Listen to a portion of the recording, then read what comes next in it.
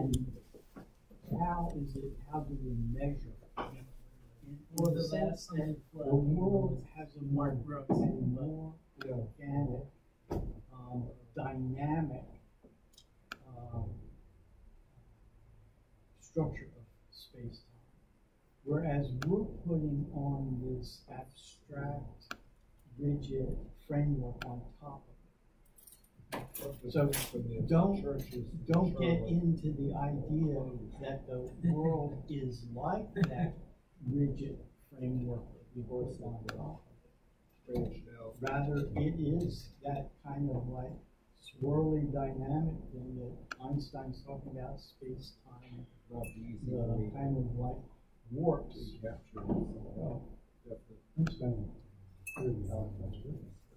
was the first time we realized that space and time are space-time, not just space and time. Right. That was all. Actually, does it matter to everyday life? Yeah, it does. Your everyday life matters. The fraction that you're talking about, that you can experience, is what I'm saying. You know what happened? It matters for science, and it matters for long periods of time. Okay, but to you, for your everyday life, like the small, minute fraction means nothing to me. You know what happened? Are you hot today? I am. Yeah, I got overheated earlier. I was running around. That's because humans want with the kids cleaning up, so I got like actually kind of hot. And like, I feel too chubby to take off my overshirt, so I had to just set up a fan instead. Just to be honest. One part of maybe too honest. He just banged his staff down. I know what you worship. You wear it on your wrist. So many people worship. Right, but that's a different idea in my head than the fraction of a minute difference that I experience while I'm worshiping. Yeah. Cosmo, if you don't worship time, then why are you here at the same time as everybody else? Why didn't you just come whenever you pleased? Other people are here. When I sit down to study, I am free of that constraint. I am too. You mean other than meeting times, you don't think about time? In fact, time becomes the enemy of getting fully into the subject. If you can lose yourself in the subject and not be attached to time, then you can go much further. Right. But that's a different concept from what you were saying. No. It's not. It is in my mind. The flexible thing of time is the one that I now accept. The rigid thing of time is something that's conventional. Hey there. I'm here at this time to be in Nova.Social. Yes, ma'am. To me, that sounds like a third aspect of time that you just added. What you just said about you're not constrained by time when you sit down to study or whatever. Oh, that seems like a third aspect rather than clarification of the second aspect. So what should we use instead of hourly pay? So I'm having the first difficulty. aspect would be the flexible time kind of space-time thing. And the second aspect would be whereby the we were framework. talking about the very minute differences that can be measured. Yeah, the measurable framework that sits on top. Okay. I'm actually talking about the underside, the more flexible side of space-time. And that it does not exist as a physical thing, it's rather a dynamic. Okay, I'm not following entirely, but a friend of mine, when I asked her, why does time go faster as you get older? Well, your relative time left is so much less than your relative time that went before. It's because your brain don't work as good, so you forget the Time's passing. You speak about your own brain, so mine's working just fine. The relative aspect, so I can kind of relate what you're saying to that yeah, it does feel to me that time goes faster. I do get lost in 3 hours of sitting in a meeting and lift my head up or go for another cup of coffee. Well, think of it. It's the pot turn yourself off. Think of it this way, it's the, instead of thinking of time as something rigid, think of it as the pace of the dynamic. And so, the pace of your thoughts is what you're interested in. And you conceptualize that as being time, but it's not. Time is just maybe a framework you put on top of it. It's the dynamic of whatever it is that you're concerned about. With your thinking, it would be the dynamic of your thinking. So if you are excited and in a very energetic thing and things are happening really fast, that dynamic of thought is happening much quicker. When you're getting groggy and slow, the dynamic of thought is slow. So like doing more times instead of 12 slower. Well, it's not time, it's the dynamic of mind. Not being stimulated. That's what's really happening. How many things per second you remember? 50 million. That's impressive if you What do you make remember per second? I haven't seen. How small? 2 things. I'll answer the question. What caused you to ask that question? No, I'm just saying that the rate you experience time is the number of memories you form per second. And how many do And you that's have? good. I have Well, it none. varies. It varies with time. Well, it varies by how interesting things. You have to sign in? No, it's Name tag? yeah, we're quite very I'm Susan. Susan. We have someone joining us new today that we've never seen Susan. So normally when someone that's never been here, I ask to pass the name plates around just to make it easier for someone that doesn't know the name. And I thought your name was Susan, not vegan, but I don't fight with that. Oh. That's fine. Because you had He's just a nasty vegan. I'm very vegan. So, with that said, we'll get started. And Susan, since you've never been here before, I'll kind of introduce what this group is and what we do, just so you get that piece as well. So, my wife Sue and I have a charity called USA Web School, which is dedicated to education. It's a 501(c) nonprofit. And so what we do is we have various programs, and of course designed around education, community engagement, things like this. And one of the programs is Nova.Social. Okay, this meetup group where it's oriented around adult education, and the idea of like kind of mastermind principle. We come together. We share ideas about a topic and hopefully leave much more informed about any particular topic than we can, right? And that's true for me every time. Hopefully it's true for most of the group every time, or majority. Some people are probably genius level here and might not gain much, but maybe a little, we'll see. And Michael. Anyway. I'm not a genius, just play with it. I've been measured. So anyway, there's two prongs to this meetup, which is supposed to be like the flavor, the spirit of the meetup, right? 3. It's to empower people and to enrich lives. Yeah, there's Ben Gotti. Oh yeah, 3 Ben. Ben R. Go ahead and write that down. So the two-prong attack here is like to empower people and to enrich lives. So the empowerment comes through knowledge is power kind of idea. We come together, we mastermind a concept, we kind of all share input and hopefully gain some knowledge, right? And we can use that knowledge to then empower ourselves further as we progress through these topics. And then the enrichment piece comes in a much deeper and broader understanding of the topic than would otherwise be obtainable through just surfing online or, right? So Reading at home alone. Reading at home alone, right. So it's the social aspect too, and it's designed to be, this is supposed to be an enriching experience. And so what I ask everybody in the group is to try to keep that spirit somewhat in mind as we discuss, right? So we're here to try to raise each other up, empower each other through sharing knowledge, and also trying to enrich our lives with a good social experience. And everyone should walk away from here hopefully much more knowledgeable in the topic and feeling good about that acquisition of the knowledge, right? So that's the idea behind this this meetup. And I don't want space in that. we've been at it for a couple of years now, and it's been kind of found its own format, found its own group. We keep trying to bring up new ideas, new concepts, even new arrangements. We've tried different technologies. We've tried to do lots of different variants here just to try to find what works best for this group. And so this still isn't perfect. We still mix things up from time to time, but this is the kind of the experience.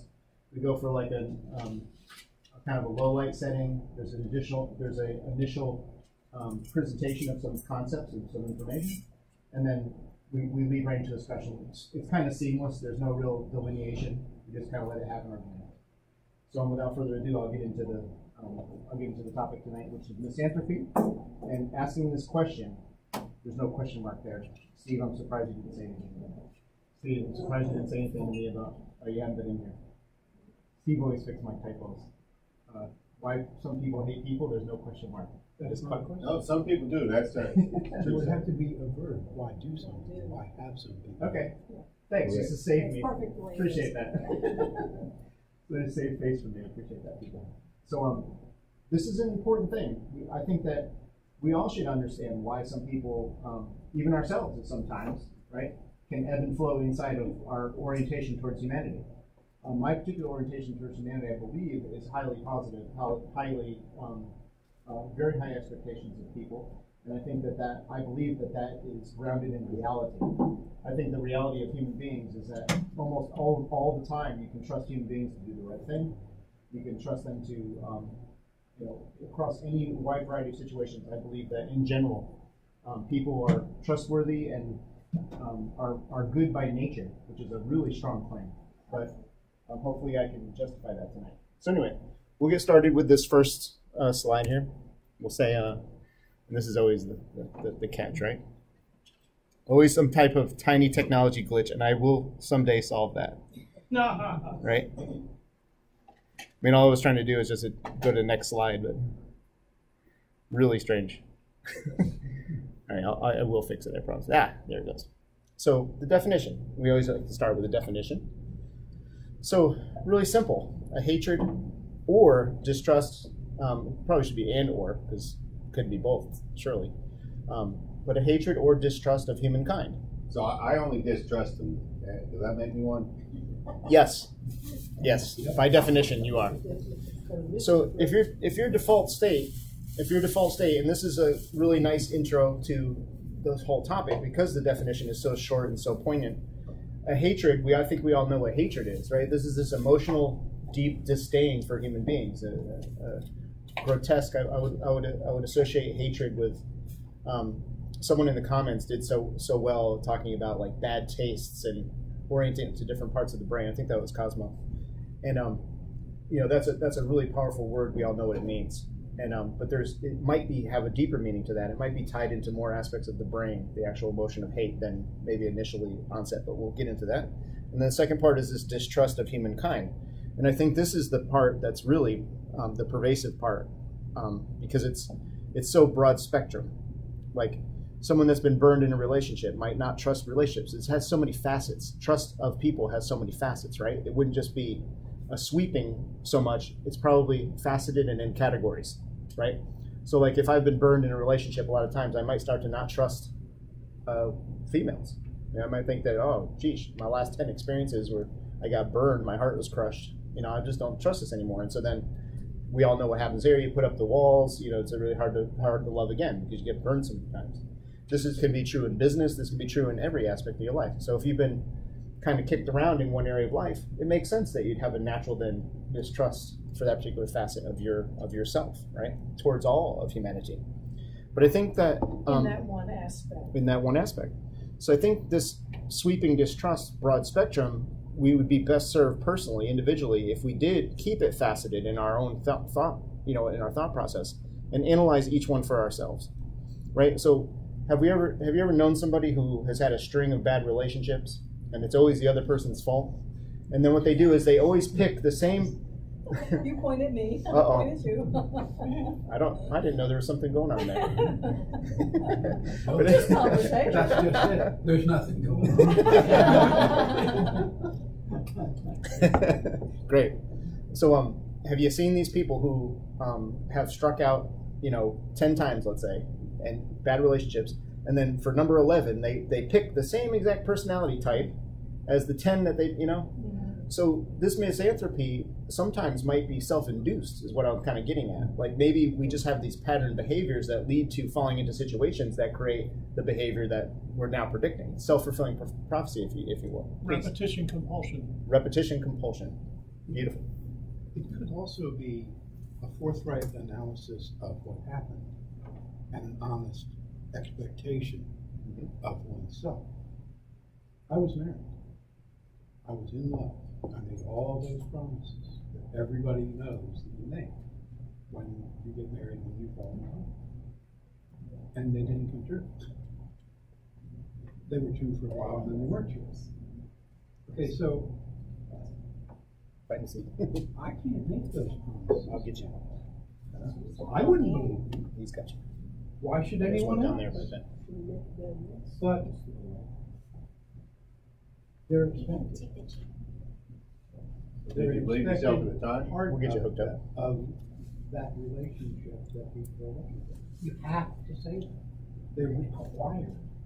And explaining why you don't think you should is just distancing people. Right over here by Tiffany. It's a self-fulfilling prophecy. But it's not There's a mine. nice spot right there, yep. So Michael, did you believe the statements at the time you said it? Of course. They were promises. I believed what I said. Yeah. Turns out I was wrong. And now I know that promising things that you can't be sure are going to be true, to me that says, well, don't do that. Because I don't like making promises that I know are not true, and I know that how I feel about it right now isn't what makes it true. So I can't make those promises. So now I'm guarded and unwilling to share and not willing to be open or whatever. There's lots of descriptions for what I'm like that include those kind of words. Well, are you? I don't think that. I'm honest about it. So I made those promises before, and I honestly believed it deep in my heart. I don't believe it anymore. It's not just that it wasn't true that time. I don't believe that my perception can reach that far that I can make the promise. Are you using that as a kind of like as a protector from getting close to people? I think it's just a reality bridge. I can identify with what you're saying. It's a I know that reality it's bridge that expected. I have to deal with. I'm not purposely putting it up there, but it's something that I have to deal with in relationships. And I know it's expected. And eventually, when it's way too late, it'll be asked for. And then there's disappointment and distrust and all sorts of things going on because I wasn't willing to say something I didn't know for sure was going to be true. So can I just generalize, and I'll get to Tim and then Cosmo. Basically, what we're saying here is that there is not. It wouldn't take even very extraordinary life circumstances to have enough facets of one's experiences to kind of draw someone towards an orientation of misanthropy, right? Just to summarize kind of what we just said. I think that was, to me, that was what I just took away from that. Is that it's not that hard for people to fall into this kind of domain. And so maybe that's another thing we should be aware of when kind of considering misanthropy in ourselves. So Tim and then Cosmo. I have expectations for no one but myself. So. Nice.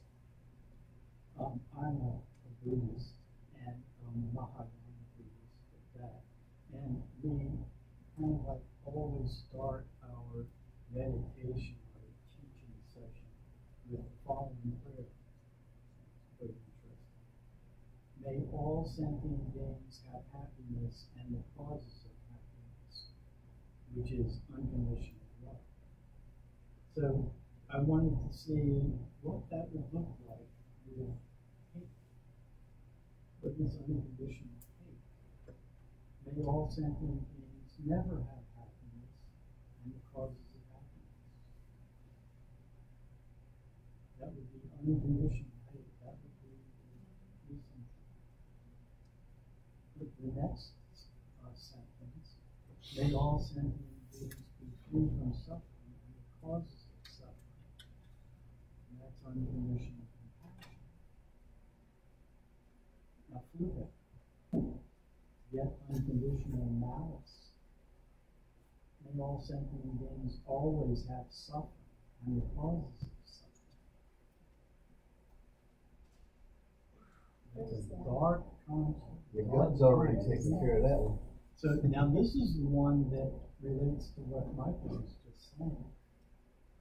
So the third sentence is, may all sentient beings abide in equanimity, free from attachment to friends and aversion to enemies. So in that equanimity, if that was our expectation, you wouldn't have the whole idea of this attack of love, of marriage that would last forever is attachment. And you wouldn't be expected to do that in the Buddhist. Well, what would it look like if you wanted to switch it to antagonistic? May all beings, sentient beings, always choose sides with attachment to friends and aversion to enemies. Choosing sides. Is that what is going to lead us that way? Surely. On both of those, the positive and the negative, I have a problem with the word. Let me get through the last one. No, that's the unconditionalness of it. Yes.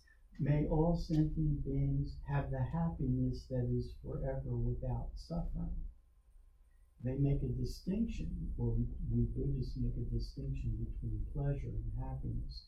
Pleasure will always have suffering attached to it. So now flipping it, may all sentient beings have suffering that is forever without happiness. May you be bland forever, Cosmo. May I be bland. Wait a minute, are you a misanthrope? So, just a really brief thing that just crossed my mind in summary of what I know about Buddhism there is it seems like Buddhism has kind of in its core tenets kind of a natural resistance towards misanthropy, which I find quite nice personally. So we had Ben Rayfield and then Susan. I just had a question. Oh, Ben's first. I'm sorry, Ben. Yeah, so you should only trust someone who is very resistant to lying. But most people think it's okay to lie in a wide variety of situations, especially the most common one is to make someone feel better. You lie to them. Like they say, well, are you going to go with me to the ball game? And say, yeah, but then they don't. Or no, that's not. They say, I'm not feeling that well, or I don't really like ball games. But really, they don't like you. And they're trying to spare your feelings. They make up all kinds of excuses. And if someone will lie about something so unimportant, compared to stealing money or whatever, if they'll lie about unimportant things, they'll probably lie about anything. Why should I have no reason to trust someone who lies so casually? That's very interesting. The casual lying is kind of baked in a little bit to our culture, I think, is this kind of preservation of one's perception of someone else's feelings. And I think you raise a good point, Ben. There's a lot of times where we should be a lot more direct with our language and our couth, and especially for people that we know are sensitive to that, that don't want to be white lied at all and just like straightforwardness. That's Well, I think it might be a case by case. It's going to cost you something if you white lie to me. I'm not going to believe you about important things. That sounds great. Yeah, it makes total sense. Susan and then Tiffany? My question was on the statement you made, Cosmo, when you said that pleasure always involves suffering, I believe? Suffering, yes. I don't understand why. It's pretty kinky. It's a Buddhist concept. It's something I don't understand. I mean, that's okay. So let's say that you really take a great deal of pleasure from pepperoni pizza. And you don't get as long as it's vegan. And you don't. Okay, from mushroom pizza. without cheese. There's no Anyway. cheese, no problem. Okay, so say that you really take pleasure in that, and you don't get it, and so that becomes the So suffering. you set yourself up to be deprived. It's not available. Right. I can see that another way So too. that would be a suffering. That's just sorry. an example. It's separation from that which is desired. I can see another derivative of this as well. So like going after something just for pleasure, like it's not a need, you're just going at it for kind of an overindulgence, right? Well, many examples of where overindulgence leads to a lot of suffering. Mm-hmm. So I think that's an easy example as well. The only guarantee is suffering. Is there any other guarantee in this experience other than suffering? Suffering is universally guaranteed to all sentient creatures. Is anything else universally characteristic of all sentient creatures except suffering? I have to, death, right? yeah, I have to really think about that. That's the end of suffering. Yeah. This isn't a circle of life, it's a circle of death. That proposition doesn't have a simple answer, I'm afraid. Like, I have to really think about that. Cool. Yeah, Tiffany, it just sorry. says you can get out of it.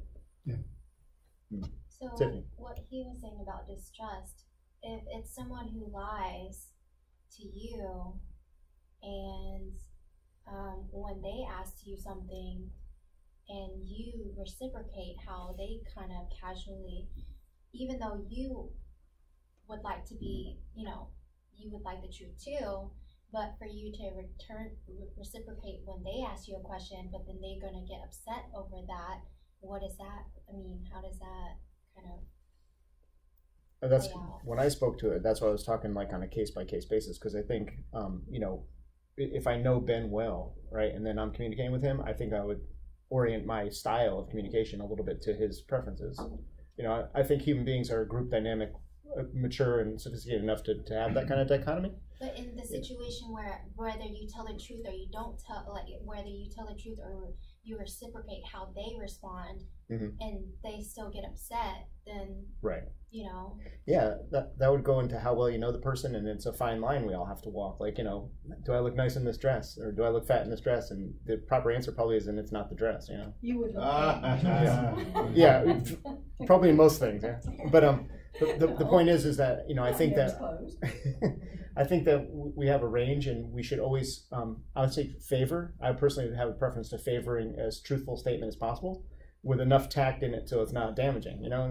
That's we all walk this line, I think, every day. You can refuse to answer without lying.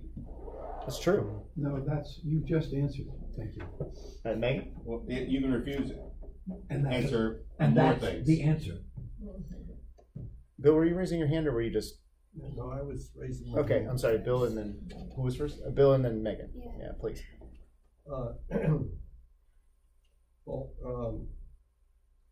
First, I think the way I define suffering is it's any experience that includes the wish that it would stop. And then the opposite would be pleasure, any experience that one wants to continue or make or experience more of. That would be pleasure, perhaps. But I think those capacities to experience suffering and pleasure are built into us as the mechanism that makes it such that we animals engage in certain behaviors and avoid others. Fear makes us run away, and disgust makes us avoid things and so forth, and that's an adaptive mechanism. It's how animal species increasingly survive and flourish in their environment. But there's another issue, and that is the question of unnecessary suffering. There is a lot that we humans do in our personal lives and in our relationships with other people that cause unnecessary suffering and don't lead to a good outcome. And that's why we need something like ethics, where we work on our beliefs about what we should avoid doing, even though we may feel that it's, even though we may enjoy it, or what we perhaps should do, even though there's a certain amount of suffering involved. So the ethics would help us to stop producing unnecessary suffering for ourselves and each other. Megan? I'm going to get back to what you said, and what Ben said that he left. A little louder. Yeah, a little louder. Oh, sorry. Yeah, I can't hear him. So, I think that everybody in here has told like a white lie. Don't say you haven't, because we all know you probably have. And so to judge somebody and basically call them like, I guess, a liar because they said like a white lie, okay, maybe once or twice, whatever, to you, I think isn't very accurate, because I feel like a majority of the time people don't lie about a lot of things. Don't get me wrong, there are some people out there that are just constant liars and stuff like that, but I don't think that telling a white lie is necessarily a bad thing. So like, use that example of like, you know, it's not the dress, it's you. I'm just kidding. But like, so if somebody says, do I look good in this dress? Like, they weren't lying to be, you know, hurtful or anything. They were doing it so you didn't get hurt, and they were doing it in your best interest. And then, so if you were sitting there calling them a liar, you know, it's kind of like not accurate, because if you think about it, they were trying to be nice and like do what was nice for you. But so Megan, what bigger things would you lie about? I don't know. It's kind of hard to come up with something like that just off the top of your head. Well, the honest answer would be no, I wouldn't. I probably wouldn't lie. But I sometimes do. Humans Okay, lie. well that confirms my theory. You would lie about small and big things. You just don't know exactly which. Everybody does. And that's my point. That's why I don't trust humans in general. But the thing is it's like, no, I'm not done. But it's like, okay, you were saying that you would assume that someone would continuously lie and lie to you just because they told you a few, like one or two white lies. And like, what if they didn't want to hurt your feelings by saying that, no, I really don't want to go to this baseball game with you, and they were just trying to be like, they were trying to be polite about it, but they didn't know how, and they didn't want to hurt your feelings. But then to assume that they would continue lying to you like that, and to assume that everybody is going to be lying to you like that over and over and over and over about like everything is like kind of not fair. What if they wanted my $100 and or what if they wanted my extra change? I gave them the wrong change and they just keep it. Well, there can be always like what if. I think I can arbitrate this real easily, right? I think I can arbitrate this. I can just say, well, I think the absolute best solution to that problem would be the person that feels they were lied to and the person that did perceived to be lying and stuff like that. Just obviously have a discussion and work it out between them. Like that would be the remedy for that disparity between for the relationship, right? I don't know the hand order, but I think I saw Tiffany first, and then we'll swing over to Cosmo, and then Carla. Is that okay? All right, go ahead, Tiffany. Basically, in your response of the whole dress thing is, if you know the person, you just ask them, honestly, do you really want my answer? Do you really want my honest opinion? Hey, that's a good solution. That's all. Well, I think that honesty or dishonesty would be a trigger for hatred, but I don't think that the distrust there should be limited to lying. I think that the distrust may more be that you think the other person is out to get you, that they have malice towards you. It's not so much that they're telling you the truth or not. It's what are their intentions towards you. That's where the misanthrope is kind of so distrustful, because they're out to get me.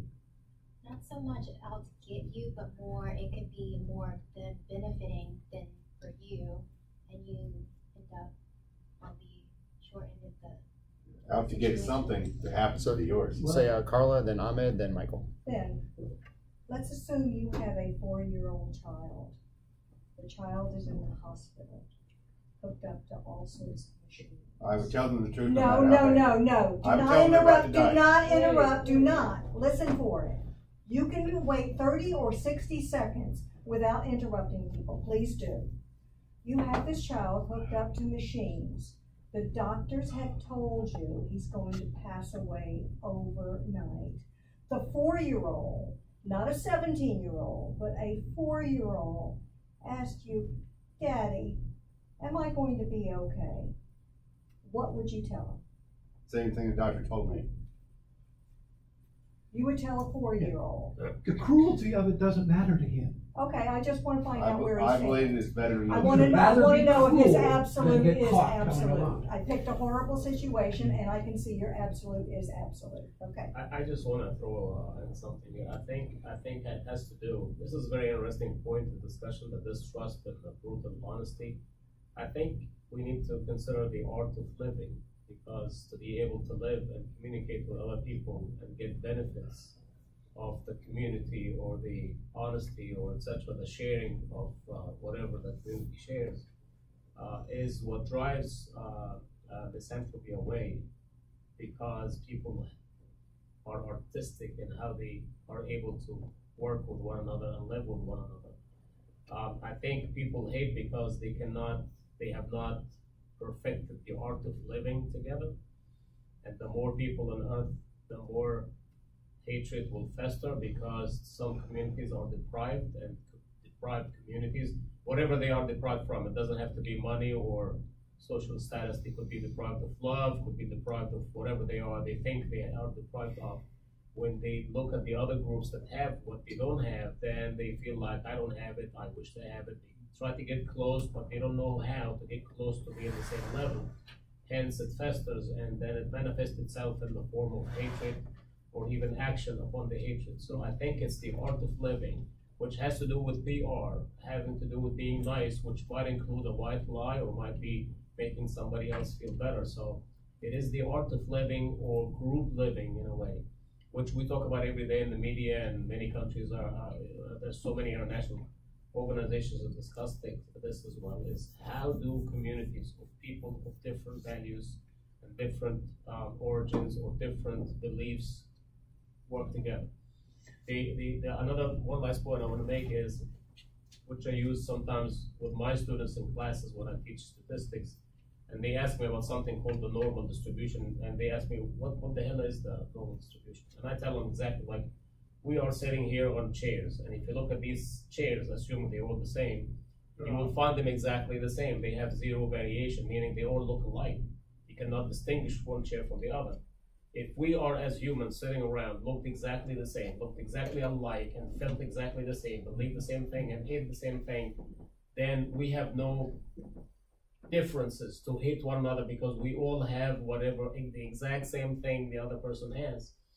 But you're not going to be able to enjoy life if everybody has the same thing. So part of the variation creates opportunities. It is disappointing that these opportunities are taken to manifest dislike or hate rather than build something positive out of it. So we'll get around. I just wanted to throw out another arbitration comment there. The concept of the baby and the 4-year-old, right, who's going to pass away at night. For Ben, right, he's not a father. He doesn't have that particular aspect of experience. So it's kind of a really hard, he can't, how can he possibly imagine and speak to that kind of truth? Well, let's change right? it to his baby cousin. Yeah, or cousin. If I was the young person, I would want to know. Yeah, there's there's so many things, dynamics that would be going on emotionally if that were a real situation versus just a hypothetical. That it's really, that's such a challenging question. So, if I was cornered in the same situation, I'd probably make the same statement. I'd say, well, because I've already made the commitment to saying truth above all, right? So I'd be kind of make that same statement. Of course, in my situation, I would tell the lie, and I think most that's kind of probably the normal reaction as well. But to Ben's defense, I'm just saying that he doesn't have that experience yet in his life, and so that might be a particularly challenging question. Also, What- doctors have been wrong, and they say that. Oh, that's an interesting aspect. And there's a lot of evidence that what you believe is very powerful. So to tell a child, well, there's no hope, that's. Well, only if I believed it, you know, That's a great it's point. not, what a doctor says is not necessarily what I would say to the child if the doctor could be wrong. Fair enough. So I don't know the hand order. I think it might have been Michael, and then you guys help me out here. No, I had mine. Was it Michael and then Bill? Okay. Go ahead, Michael. When you're talking about Oh, Ben was truth and the desire to know among human beings, you have to keep in mind the difference between the question asked and the information sought, because they're not the same. They're hardly ever the same. When your significant other asks you, does this dress make my ass look big? That's not the information she's seeking. Okay, it's the Haagen-Dazs and French fries that make your ass look big. No, that's not the information she's seeking. The information she's seeking is, do you still think I look good? And the dress is completely incidental. And so the answer to the question, and you want to be careful not to lie, would be, well, yeah, it damn sure does. Bring that fat butt over here. I like big butts and I cannot lie. Okay, that's completely disgusting. Ben Rayfield, go ahead, your turn. Thank you. Okay, so I'm going to bring up the Santa Claus issue because Chris has told me that other parents have threatened him that if he reveals to their kids that Santa Claus is not real, bad things will happen to his kids. And to that, I want to say that I'm going, what if somebody put up a banner ad, you know, on the side of the road near the elementary school, explaining why Santa Claus is a lie? What do you think is going to happen to that person? I don't know. That would be a great social experiment. Bill? Let's do it. Yeah, let's pass a hat. Let's see if we can make this happen. I nominate Bill? Ben. Yeah, I'll buy the ad, man. If other people come up with an idea and put it in funding, we'll pass the hat, but your name's going on the ad, yeah. That's fine with me. Bill?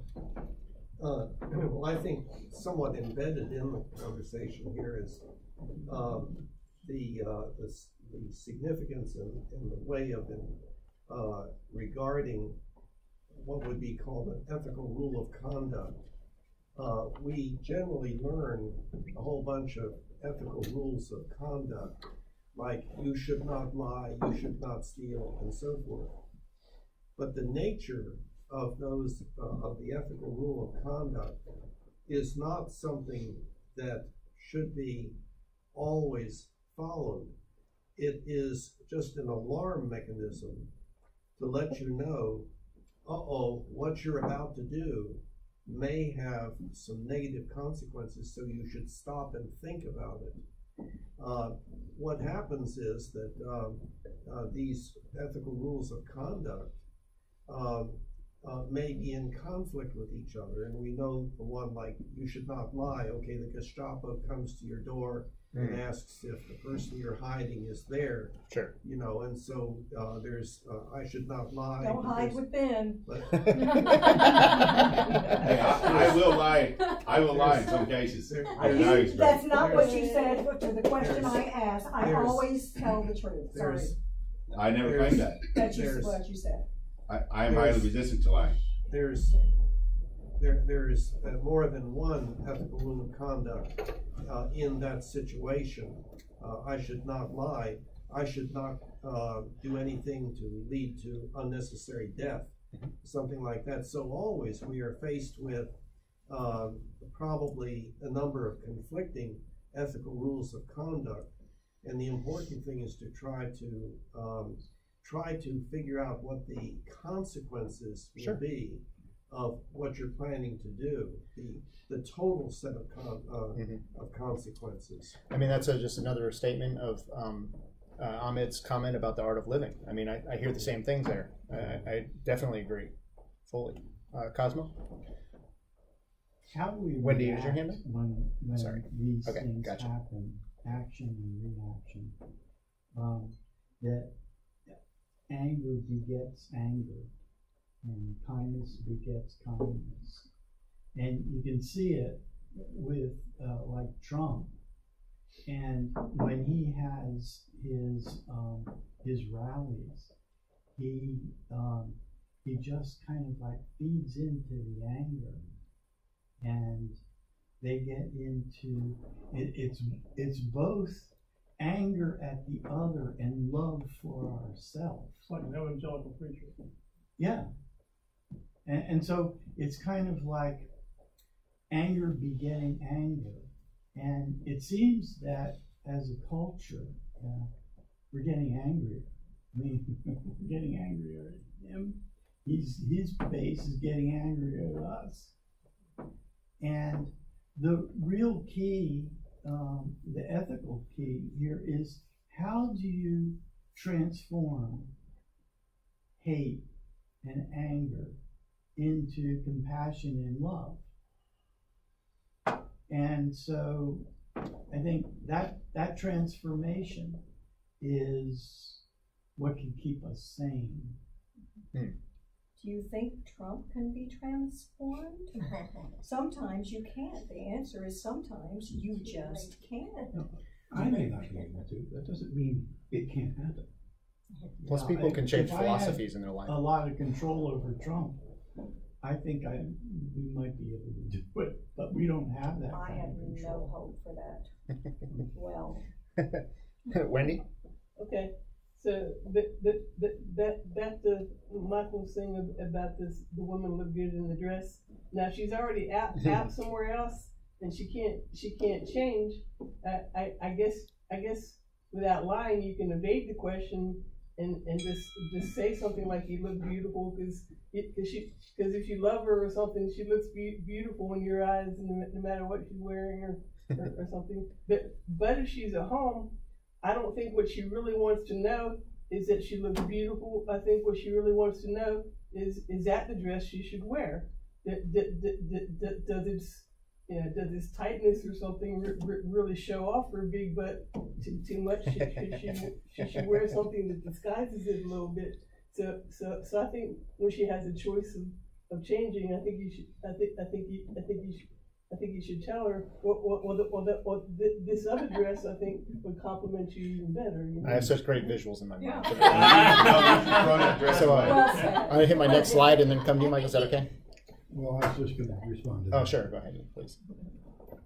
If the situation where I'm at home with my significant other and she asks that question is a different set of information sought when some casual acquaintance at a party or at the theater, my first question is, why do you need my advice about fashion? It doesn't make sense to me. So what are you really trying? I'm going to actually say, what are you really trying to find out? Because so this is truly the hypothetical. Yeah, this is does all everybody fair. else think my ass looks fat? See, but his original response was something. It sounds like he picked up from being married. So that I find is a good response because it kind of like it's still praising. That's what she's looking for, validation, but also not hurting her feelings. So in a way, he kind of. Absolutely. And this is definitely another group dynamic dichotomy thing, right? There's some personality types that want to say, yes, that look fat, change it right away, right? Some women, that's like what they're actually looking for. You have to take into consideration who is asking. And so I think Wendy and Michael are both right because from their experiences, that's, definitely. And so like if you have this debutante, right, that's really a self-centered person, your response definitely would be different than if you had like a kind of a geeky Star Trek nerd girlfriend. Like you'd probably have a different response to those two people because of group dynamics, just the way it is. It might be get that fat ass over here, or it might be change that dress immediately. It's an abomination. So it all depends, right? So I think we need a separation of power. Like a woman asks you that, say, I'm going to refer you to my contractors. Well, I hate to be objective. So answer the question by proxy. That's another option. We're actually going to talk about misanthropy and proxy in just a minute. But first, I was just thinking that, talking about the truth though, there's of course absolute truths, but many times it's subjective, such as, you know, does this dress make me look fat? Well, one person might think yes, another person might think no, depending on their idea of fat. So that's which another one is aspect. right? That's right. Yep. Yep. Right, Cosmo, let me hit my next slide, and then is that okay? Oh, sure. All right. So, yep, in theory, let's see. Okay, this is doing it again. Come on. There we go. All right. Here's a common thing, common blanket misanthropy kind of statement. I put this in the description of tonight's meetup. Right. This notion of people are stupid. Right? How many times have you heard that in your lifetime? Probably more than once. And it's a great image there, right? This says stupid people, then underneath it says sometimes they come labeled. This dude has stupid written on his forehead, which is outrageously funny to me. And so I figured I'd share that. And then this is, Ahmed is always perfect at segues to my next slide. He's talking about the bell curve.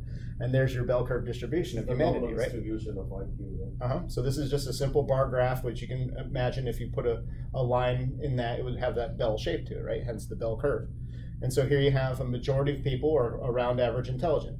You can look at this by saying 50% of the people are less than average, 50% of the people are above average. You can look at it that way as well if you'd like.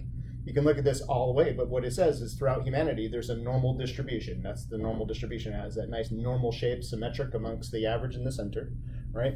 And then in the different quintiles or quadrants, you have the different standard deviations, right?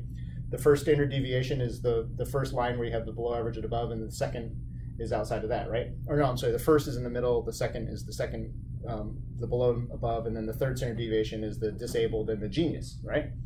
So on the far extremes, you have the geniuses, which are a small fraction of the people, right? And the other extreme, you have the mentally disabled or intellectually disabled people. But in the center, clustered around the center, are the overwhelming majority of the people. And so this is what we find. And so is it a true statement to say people are stupid? You know, absolutely not. I think I would look at it in a different way. I would think thought produces feelings, and feelings produce the energy and the emotion towards somebody else. Sure. And therefore, if somebody is not thinking right, that, for the lack of a better way to describe it, a stupid person is a person who's unable to process the information or does not have enough information to make a decision or to understand the situation. Sure. We call them stupid for that reason. So one of those is ignorant. Nothing stupid about that. that could possibly be a different category, but it does not usually have when we say that somebody describe somebody as stupid, meaning they didn't get it, whatever that is.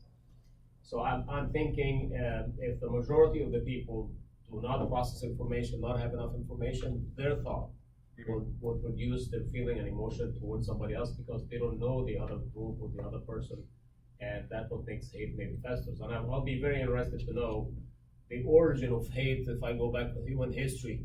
And I know humans kind of developed about 8 million years ago, so at what point they started to hate one another, this would be very interesting to know. Goes back to the Bible when there were 4 people.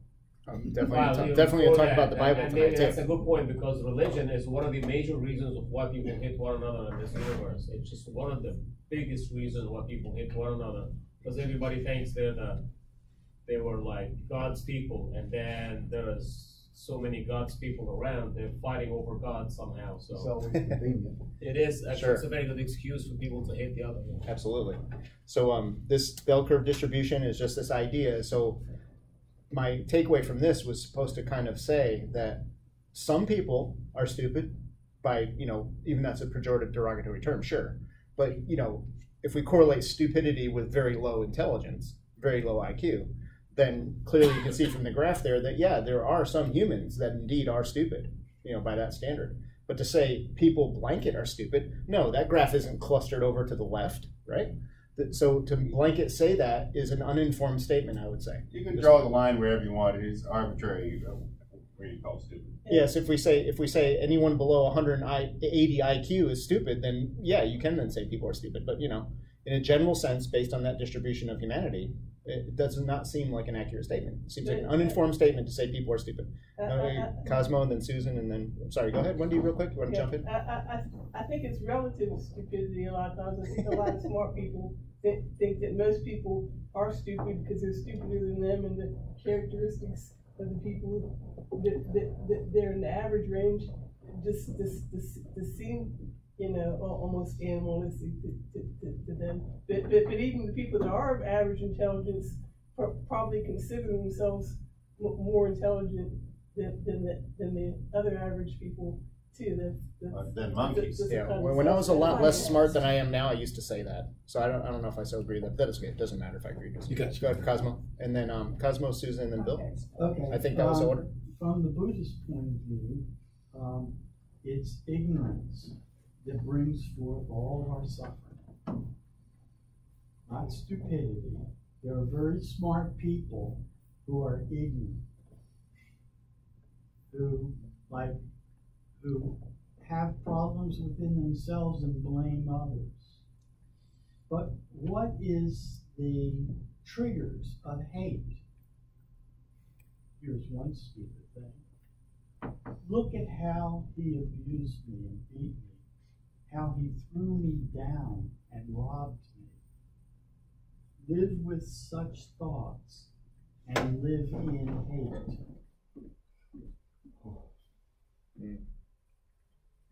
Look how he abused me and beat me, how he threw me down and robbed me. Abandon such thoughts and live in love. Is that speaking That's to a very child? true. There's a reason I'm not Buddhist. I'm with you on that, but I think that's my deficiency more than my intellectual disregard for that statement. I think that's just my unenlightenment, if you will. Yeah, I'm proud to be ignorant of a lot of things. Which is fair. The order, I think, was Susan and then Bill. So I basically wanted to point out that, in my opinion, people are very global. I mean, obviously, we are born into whatever culture we're born into, and we learn everything we know from that culture. Well, we also learn from our parents, our peers, or whatever influences we happen to have. And I think there are a great deal of what we call stupid are people who are told that they're stupid in various ways. You know, you're not smart enough, you're not good at school, so there's no hope for you, whatever. And they grow up thinking they're stupid. Absolutely. And once you believe that about yourself, you exhibit those symptoms. So I want to get into that idea of like this kind of pervasive cultural misanthropy and how we do end up internalizing that. I think that's a really important point we need to address tonight, and hopefully we get there. Bill? I think there is another phenomenon that we're dealing with, and you really mentioned it when you said parenthetically referred to pejorative adjectives. The word stupid, when the word stupid is used, I think that the reason for the use of it is more than just an objective statement about the degree of intelligence of the person or the degree of knowledge of the person. And so this other phenomenon, the pejorative adjective, I think has to do with our nature being of a dominance hierarchy kind of species, where we are very, very sensitive to where we are in that dominance hierarchy. And it's very painful to go down, and it is generally enjoyable to go up. We have quite a concern about whether people are looking up to us or looking down on us. And one way of indicating that I am looking down on somebody is to refer to them as stupid or to use some other pejorative adjective. Absolutely. Yeah, words can be used as weapons. There's no doubt about that. Yeah. And we do tend to be very judgmental. It just breaks my heart how judgmental humans are with each other and others. You know, it's like no other species even comes close to our importance. We are it, because we have cell phones. So I don't know. I think that's a valid point. I think you can see some degree of abusive, all the derivatives of abuse of animals as a derivative of misanthropy, because if that becomes your mental state towards a living creature, right, then that is automatically infecting you broad spectrum, right? Absolutely. Yeah, I think somebody said that. Tim, did you ever hand up? Were you trying to get in? I wanted to make sure. Well, I was going to ask about the teaching someone has been severely abused, physically, psychologically, both or whatever, that they need to be better than that? And is that something that should be taught to children who have been abused? Should be taught to all children. And should you tell the children should you treat the children the same way that have been abused as you should their mother if they've been abused? What if they got abused at the same time? Multiple offenses, the same type of treatment. And they've had no help. Do you tell the mother and the child separate things, or do you tell them both to suck it up and get over it? Or how is it their fault if all suffering is induced, which I think that can be falsified pretty quick. You take an infant or a fetus in the womb. I don't think that, maybe it's having suffering, I don't know. But I imagine, and I'm not pro or anti-abortion making this statement, but when the abortion happens, I imagine the potential for suffering is a lot greater than potential for pleasure. And suppose that suffering is all it ever knows. Now, once the cord's cutting this out into this prison, it's out of one prison into another, so it's going to get suffering even if it only takes one breath. When does the pleasure start coming in? It's gasping for air, it's starving to death, it's thirsty, and it's got somebody slapping it on the ass trying to make it scream more, and not long after that, in a lot of cases, sometimes for religious reasons, they get their genitals mutilated. When does this pleasure just start kicking in and say, oh yeah, man, all this suffering is really worth it? About 2 months after the baby's born. But what the ones that die before they ever get them? How is their suffering induced? So let's look at that from a bit of a scientific perspective. The neural pruning and the total amount of what's happening neurologically to a newborn is so profound that any kind of recollection of that initial experience is almost impossible. And some people might claim it. There's even this therapy you might have all heard about where they have this thing where they kind of psychologically take you through your birth process as if it was some traumatic event, and anything to death sometimes. Sure, right, to death. right. And there's all these pseudosciences and witch doctors that'll do all this stuff for your money, right? So there's very, very, very strong evidence that the initial suffering of birth is long not present in someone, as all throughout their life. So they can't remember it. They can't remember it. There's so much neural. I wasn't offering anything scientific. Yeah. I was just making a statement that I pretty much presumed that we all would be able to understand using just our own imagination. Yeah.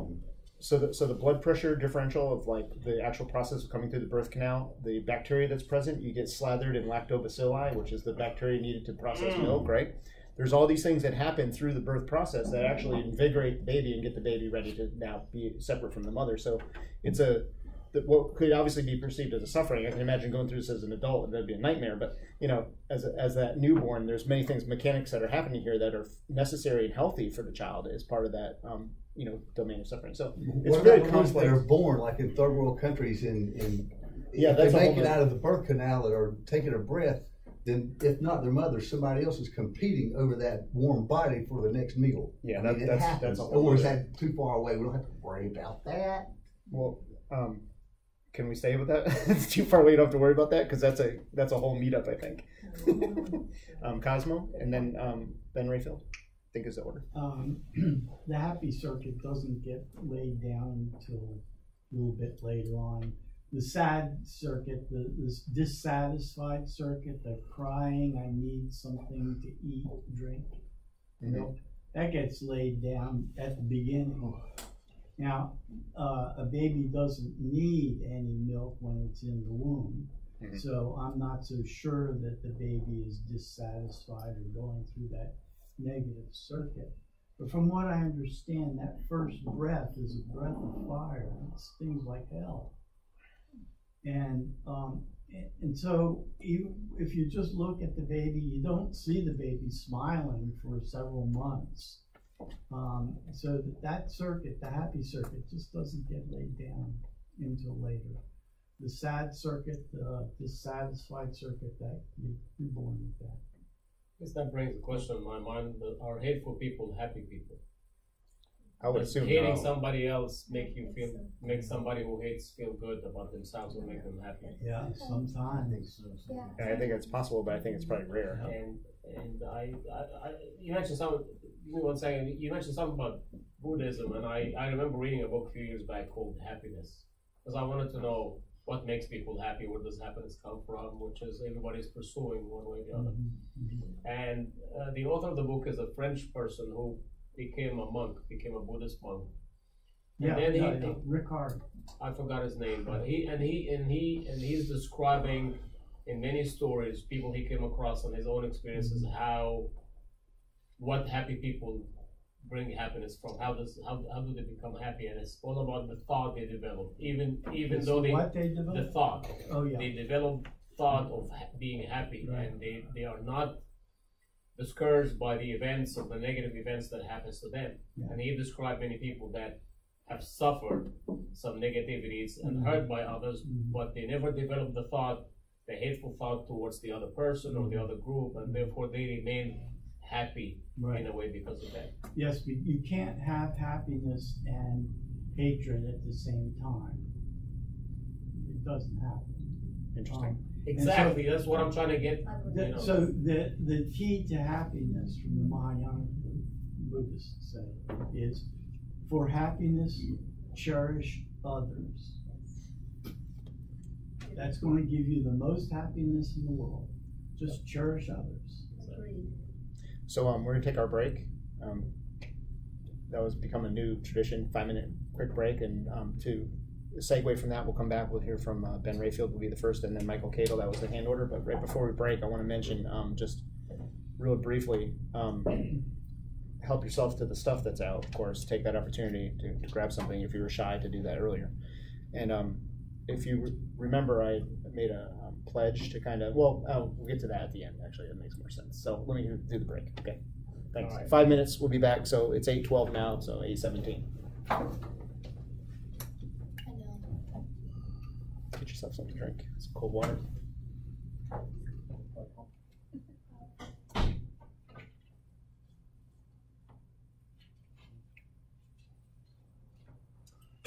You're getting into a deep discussion. Does this shirt make me look fat? Honestly, yeah. Oh, well, that's good. I just changed shirts and solved the problem.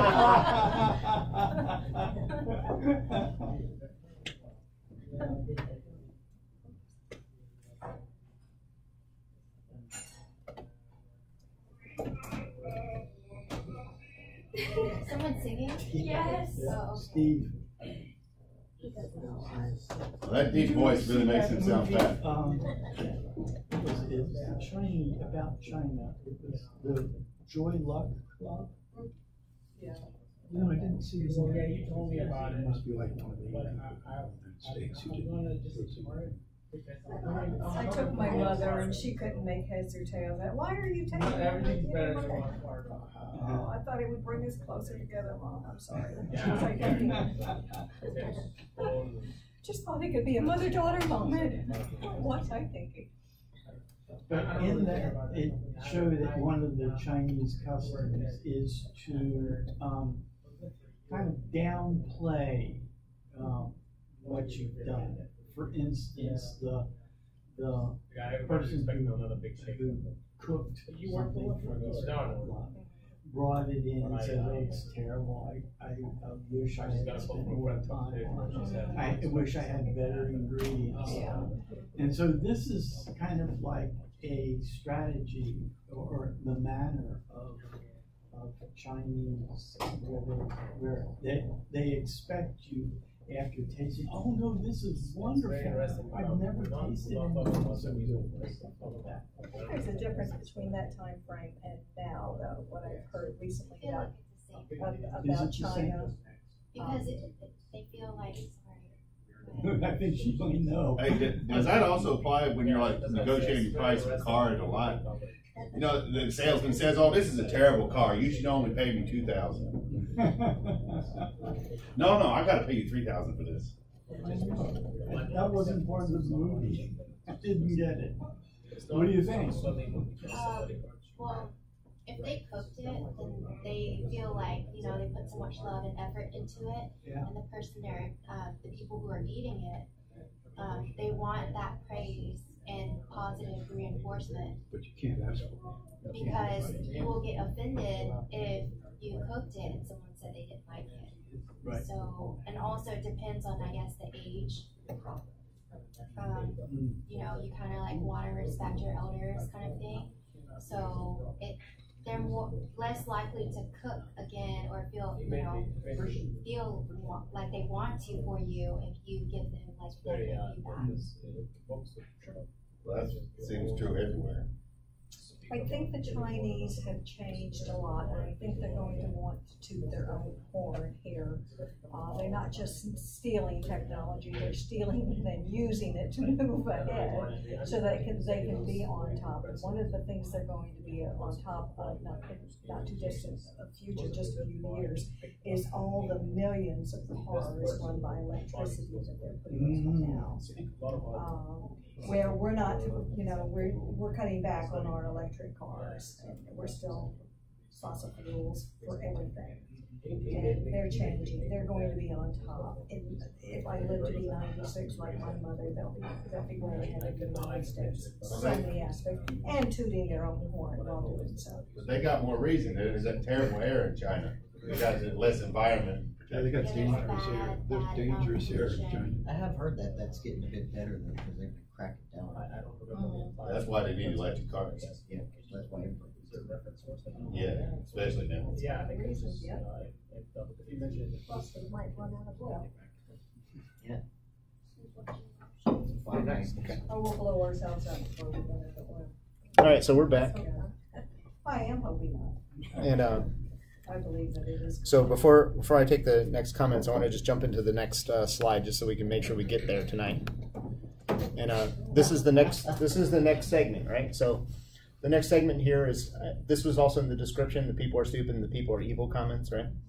Is that this is I think the source, the primary source of this misanthropy is this cultural belief that we have from our Judeo-Christian kind of, or I guess you can call it our Abrahamic religions that have permeated American culture from the very beginning, right? Have this built-in kind of philosophical sentiment of sin and people are evil, and this natural understanding that people by default, a default condition of humanity is this evil kind of repugnant thing. And so here you have like an example here. If you didn't notice tonight, I've been putting statistics alongside of funny pictures. But this is the murder rate in the world, okay? And I highlighted there 2.6 per 100,000 for 2012. So 6.2, thanks. And then below is the actual percentage of the murder frequency, right? And as you can see, that's a very small number. By all means and measures, 6.2 is unacceptable, of course. Unless you're it. Yeah, right.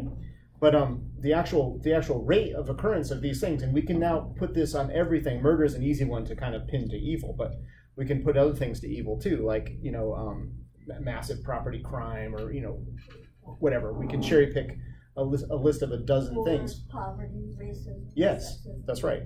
And when we put all these metrics to when we start to apply metrics to all these things that we put on that list, we find similar rates of very low frequency. Okay. So the numbers don't add up.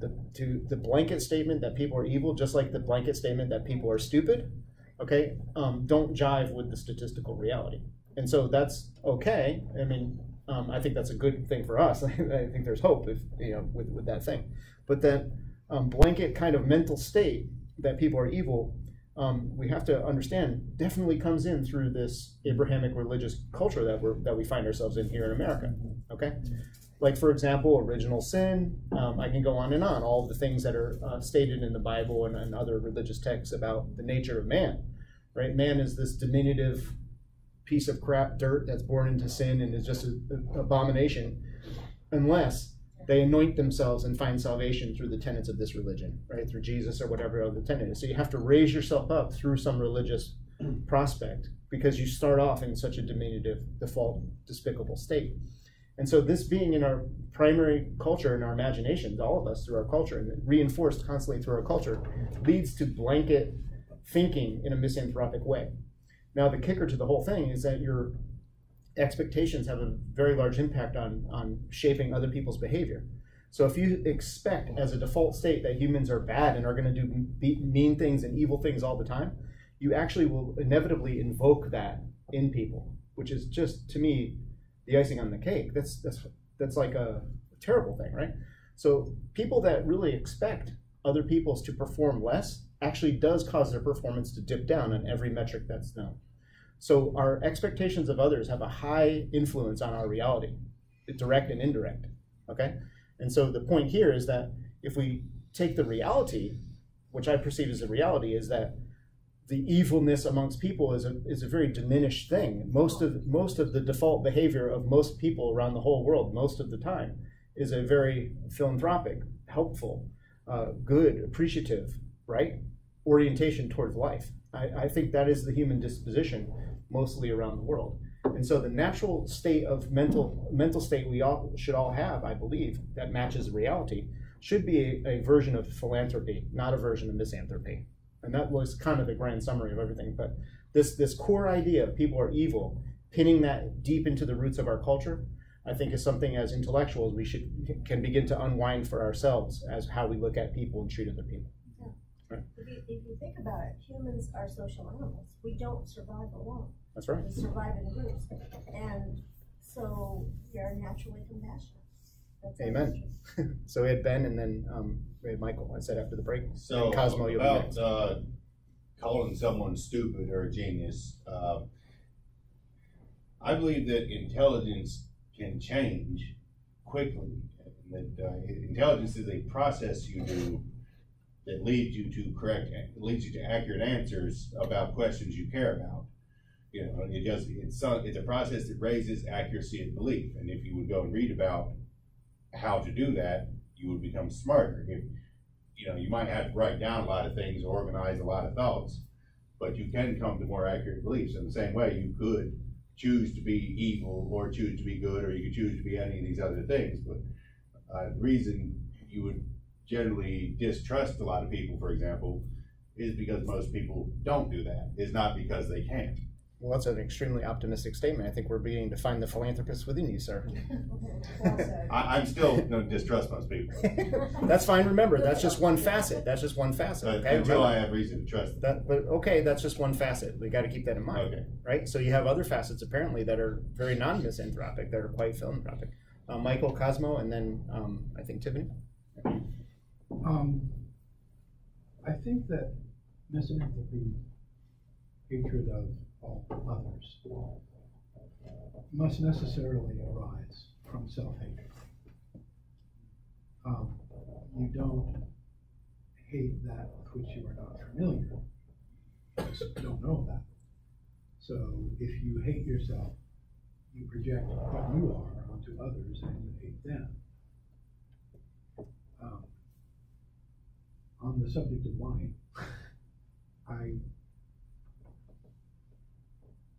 I don't lie about little things. Little things are the things that matter to people. Little things are very important to them. Like, does the stress make my butt look fat? It's not important that everything you say is truthful. It's important that your truth, the absence of truth doesn't hurt anyone. I tell whoppers. We know. And it doesn't matter that I tell whoppers, because it probably is a whopper because actually it didn't happen to me, actually it happened to somebody else. Or I say it happened to someone else and actually that was me. But it's just that there's lessons I learned because of things that happened either to me or other people, and I like to give the illustration, and it works better if you just tell it like you saw this thing happen. I don't care if I get caught. It doesn't bother me getting caught. But it would bother me getting caught telling somebody that something about them that they felt mattered a whole lot was true if I knew that it was not. Because now they've taken my assurance and that absurdly high level of confidence people have in my assurances, and now they've decided that I've validated that view of themselves, and I knew it was wrong. And I knew it would hurt them if I paid attention. So that's me ignoring the information sought in favor of the true answer to the question asked. And I think that's almost always the case with whether or not it's a sin to tell a lie. But it's hard to do. It's hard to listen, ask the question, and figure out what information is being sought, what answer is being looked for. And it's, and this is going to sound cold as hell, but it's really not always worth it to do it. Because it's only worth it if I have good reason to know that my perception is valid. Fortunately, I'm the least likely person to be able to judge whether my perceptions are valid. Because they're my perceptions. So of course I think they're valid. So I think it's a very, very hard thing. I think much better try not to hurt people. That's a whole lot more important than try to be honest with people. Try not to hurt people. So yes, it's a kind heart, right? Have kindness to others. And I was thinking about, how we raise our children. And the way we should be doing it is with love and kindness, tender love and care from our parents.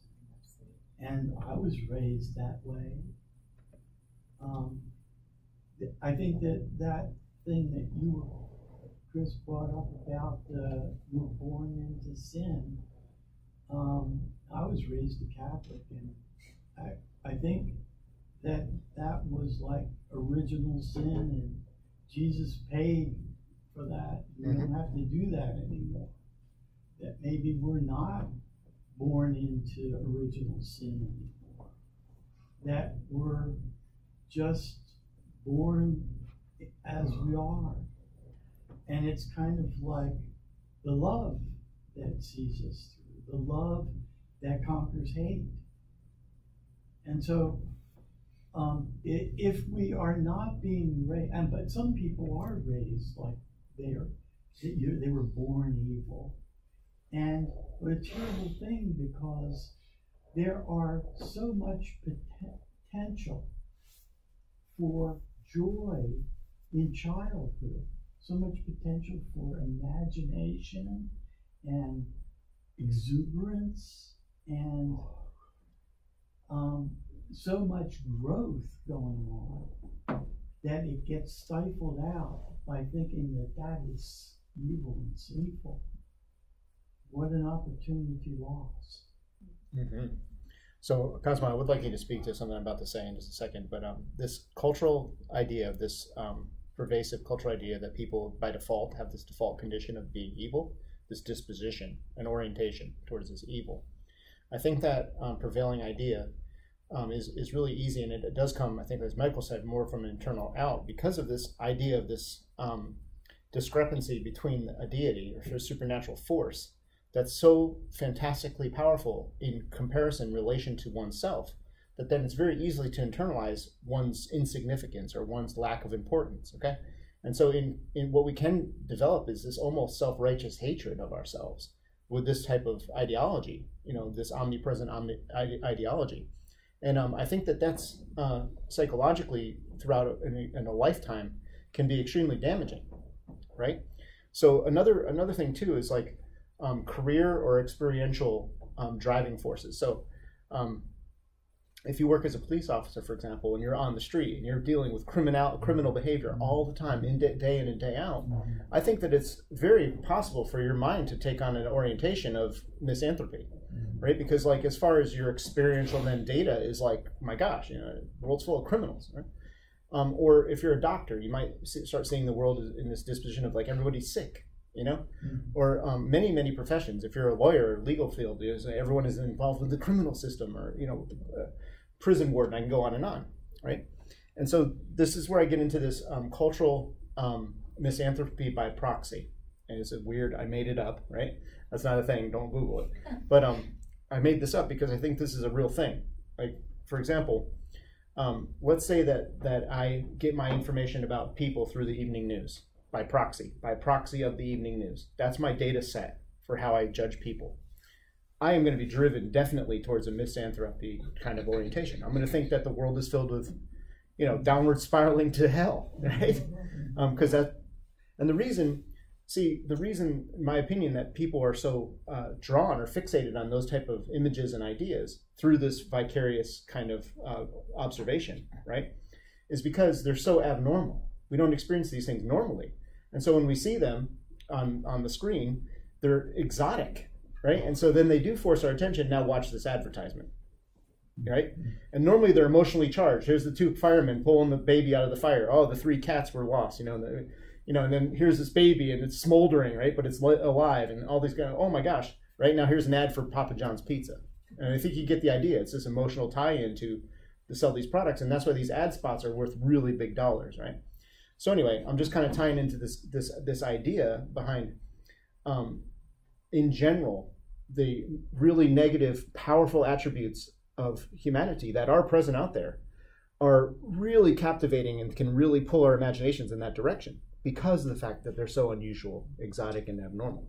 The normal behaviors are, like I'm saying, shown with these statistics, are people working together in harmony, people doing the right thing, people, you know, appreciating one another, being gracious, et cetera, right? It depends on your circumstances. It does. Oh, it does. It does. I mean, look at Venezuela. Sure. I mean, how many millions are trying to get out? Mm-hmm. No, I don't. Yeah. Susan and Tiffany? I wanted to share something very important experiences in my life. What attracted me to this discussion. Wait a minute. If it's really positive, you may want to save it for next week. Right? That's next week. Right, yeah. What attracted me to this discussion, why do some people hate people? Because from the time I was 7 years old, I had a similar question until very recently. And the question I had was, why are people so mean? Why are we so mean to each other? I couldn't believe when I was 7 years old that people kill each other. But, you hear about it.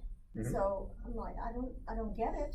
How do you do that? That's so impossible to understand. Don't worry, anyway, they'll teach you. Huh? Don't worry, they'll teach you how to do it. No, maybe they won't. But so anyway, so I had this question, and I really could never explain wars and crimes and all these horrible things you read about, people being so mean to each other. And then a few years ago, I encountered this book. It's called The World Peace Diet, Dr. Will Tuttle. It is the most phenomenal book I've ever run across in my life. I mean, it's amazing, brilliant, masterpiece. He really makes the connections between what we do to others and what we end up doing to ourselves. And he makes the connection so beautifully. And it starts with, at some point in our history, we decided that it was important to eat other animals. We are animals, and we eat other animals. Well, yeah, some animals do eat other animals, but they're carnivores or omnivores. It's very rare that an herbivore, like humans, decides that, oh, we can eat whatever we want. And then we end up with heart disease, cancer, diabetes, autoimmune diseases, and so many other diseases that are now being shown to be influenced, if not absolutely caused by how we eat, and the number one culprit by far is animal foods. We're not designed to eat animal foods. But at some point, thousands of years ago, we made it an important part of our culture that we do. We use animals for food, for clothing, for cosmetics, for shoes, for whatever. And it's totally unnecessary. We don't need to. And I can attest to 15 years as vegan because I found out the truth about how they treat the animals, and I said, oh my God, I don't want to do it. I don't care what it's going to cost me. I thought it was going to be difficult, thought it was going to be impossible, but didn't know if I could live without cheese.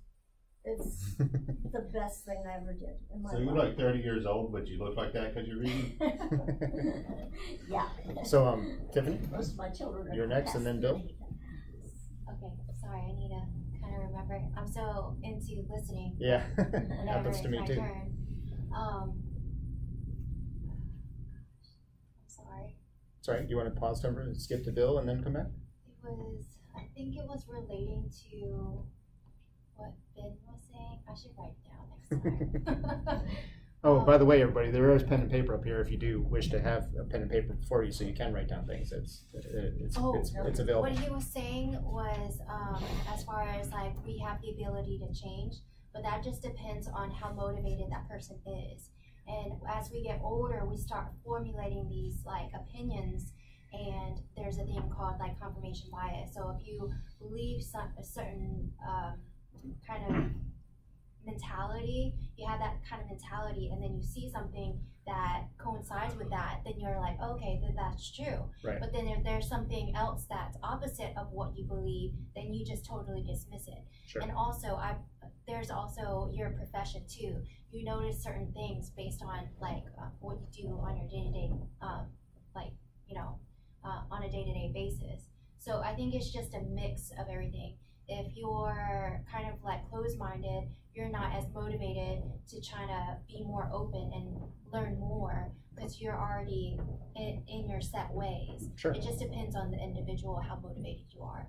So knowledge in these type of discussions really can sometimes pry open a closed mind. So if you are a person that has been closed-minded in some aspect, closed-mindedness and open-mindedness, of course, aren't wholesale things. They're also faceted as well. We could be closed-minded in some things, but then very open-minded in others, surely, right? And so this kind of blanket idea about misanthropy towards people, some people are closed-minded to changing that idea. They just think people are bad wholesale. Cosmo did a Thomas Jefferson quote that spoke to the constitution of man, the kind of dichotomy there. There's type 1 who's doesn't trust people and has disdain for humanity, and what they want to do typically is just use people as human resources and siphon from them, take from them, because that's all they're good for, is just a resource to get more from me. And then there's I'm paraphrasing, of course, and not the exact quote. And then the other type of people are those that see people as trustworthy and wonderful, and they just they feel comfortable amongst the masses and want to raise everybody up together. Kind of two kind of distinct constitutions, and that's pretty brilliant coming from his time era. I mean, it's so relevant, I think, still. But so we had Bill and then Ahmed, I think it's the answer, and then Ben. Well, I don't consider myself to be knowledgeable in this area, but there was something that I remember reading that's relevant to what you were saying. The claim was made that actually we primarily, early in the development of our species, ate animals, and that it's relatively recent that we've been eating plants, and especially grain and seed and so forth, and that there's a lot because that is recent in the development of our species. We are prone to develop autoimmune reactions to seed and grain and so forth, and that a lot of our chronic illness, the majority of our chronic illnesses as life goes on, turns out to actually be autoimmune illness, and it can be indeed related. Of course, we know about gluten, but it's not just that. Seed and grain, some people can indeed have autoimmune reaction to and not know it, and so on. So that's a little bit the opposite of what you were saying. Now, I don't know, 100,000 years ago, what we primarily ate and so on, but that was something that I read. I think it's accepted that we ate primarily vegetation because we haven't got the equipment to really go after animals, and it's kind of unusual or difficult if you don't have knives and whatnot to kill them. They have to be pretty small animals, and they have to be pretty slippery slope because we're not the fastest, and we certainly don't have the claws or the teeth, the killing apparatus. I call it big fish my bare hand. They're really scary too. But the canine teeth are meant for meat. Well, they don't tear into the flesh of the No, but I mean, it evidently works good enough. So we can. You can chew the cooked meat, but we're not natural carnivores, and we're not natural omnivores. We are designed to eat plants. But the claim that we ate mostly animals long ago doesn't really make sense to me. Plus, all the latest science shows that autoimmune diseases are caused by using animals. No, that's not true. Well, so incorrect information. Well, here we go with the nutrition, health, and wellness thing, right? Hey, Susan, this is such a broad, large topic that actually every Saturday at 4 we talk about this now every week. There's a secondary group to Nova.Social, which is health and wellness, and we're actually trying to figure these things out because we're finding that as we compare and contrast information, we are uninformed and have a lot of misinformation amongst us, and we're trying to work together as a group to kind of sort through a lot of that to be healthier ourselves. So that is actually so vital to our health and wellness and our happiness, and it ties into everything, that we actually have a dedicated weekly group that now meets specifically for that reason. Yeah, because it's such an important topic. In my childhood, we had more acute diseases than chronic diseases. Now we have so many chronic diseases, and so much of what I am reading for the last 4 years that I've delved into diet and health is that what we're doing to our crops, there's no longer the backyard farmer where we get our foods, unless you're lucky enough to have one in your neighborhood. But what they do to grains in particular is they spray them the last week before harvesting to dry it out with Roundup. Now, you know what Roundup does to weeds. It's like the Agent Orange that we use over in Vietnam. It kills the weeds.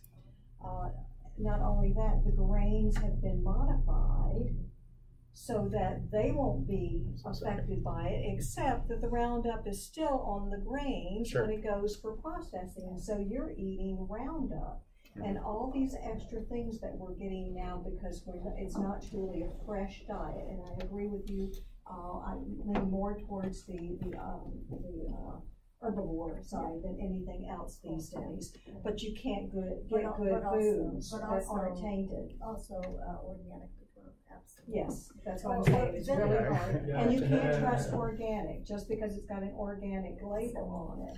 All right, so it entails trusting. Yes, spider poison. All right, so we'll just pull the conversation back to but thank you for sharing all that. But Ahmed was trying to get in.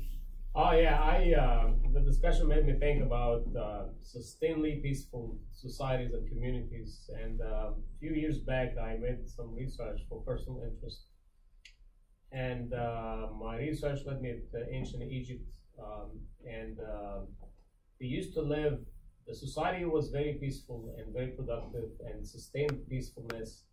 And as a kingdom, they thrived for being superpower for 5,500 years in a row, which is phenomenal human experience that you stay superpower and sustain your ability to live well and create all these monuments for 5,500 years in a row. And part of the reason I think they were able to do that is the 42 principles of Ma'at, 42 principles of life. That's what that means. And every single person was committed to these principles, which I don't memorize all of them, but I know a few, like I live with honor, I spread peace, I use my fair share, I am grateful to those who help me, I keep the earth clean, I am merciful with animals. There's so many of them that kind of created, and actually the king, the Egyptian king, which by the way is never called Pharaoh anywhere other than religious books. He was picked as the best person who lives and embodies the 42 principles. But the society and the community was very peaceful to the level that they would describe that a good person or a person in general is unable to produce hurt. And for a person to be able to hurt, you have to change your face to the other side and hurt without looking because you cannot face yourself while you're hurting others. That was a very sophisticated philosophy in living, which is very deep as I figured that out. But that gives me the idea that there is a possibility of sustainable, peaceful, harmonious societies out there, and we have a good example of what happened. If we can draw back on human ability to accept and live by and commit a series of morals that enables them to just live in this harmony and produce more positivity. And I want to draw back on something Mike said, maybe he said it indirectly, about living well and making comments. It said the intention is to produce positive energy. And to my surprise, these people back in ancient Egypt, about 7,500, 5,500 years ago, they were able to live better because they produced positive energy every day. And they actually called what they call now the Egyptian gods, to my surprise, was also that there was never Egyptian gods. They are a resemblance of energy, like Habi is the energy of flow of the Nile. Sakmet is the energy of making bad deeds. These are energies represented by statues, but they're not being worshipped. And again, back to the original topic, that is, there is a possibility of making a harmonious and peaceful community that can be sustained for a long time and be good for everyone. Michael? I want to go to that slide for a minute. Please. Because we have twice now heard a reference to the Abrahamic religions and this horrible thing that they taught us to do.